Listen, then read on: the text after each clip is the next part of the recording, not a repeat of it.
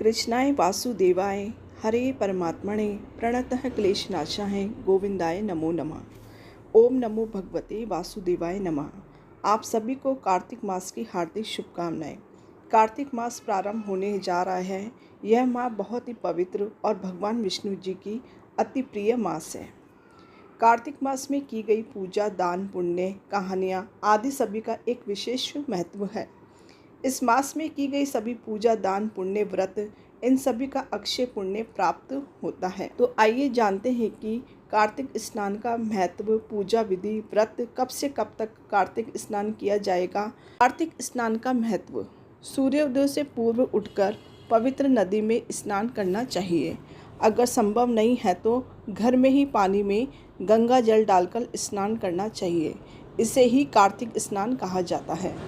ऐसा करने से पुण्य की प्राप्ति होती है। स्नान करते समय गायत्री मंत्र का जप करने से साधक के सौभाग्य में वृद्धि होती है। कार्तिक स्नान के नियम क्या हैं? सूर्योदय से पूर्व उठकर तारों की छाँव में यह स्नान किया जाता है, तभी वह फलदायी होता है। स्नान करते समय आप गायत्री मंत्र का जप करें, इससे सौभाग्य में वृद्धि होती है। कार्तिक स्नान करने वाले साधक को शरीर पर तेल नहीं लगाना चाहिए। स्नान के बाद तुलसी में जल देकर परिक्रमा करना चाहिए। सूर्यदेव को भी जल अर्पित करना चाहिए। शाम के समय तुलसी पर घी का दीपक अवश्य करें। दीपदान अवश्य करें प्रतिदिन। कार्तिक स्नान और व्रत करने वाले साधकों को राई, खटाई और मादक वस्तुओं का सेवन नहीं करना चाहिए।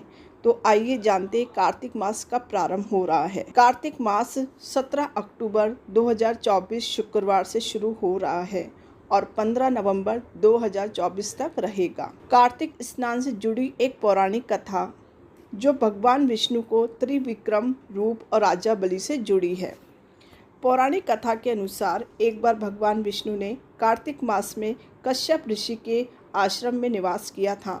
उस समय भगवान विष्णु अपने त्रिविक्रम रूप में थे। कश्यप ऋषि के पुत्र भृगु को जब भगवान विष्णु के वामन रूप का पता चला तो उन्हें क्रोध आ गया और उन्होंने भगवान विष्णु को श्राप दिया। श्राप के प्रभाव से भगवान विष्णु को बोने का रूप धारण करना पड़ा।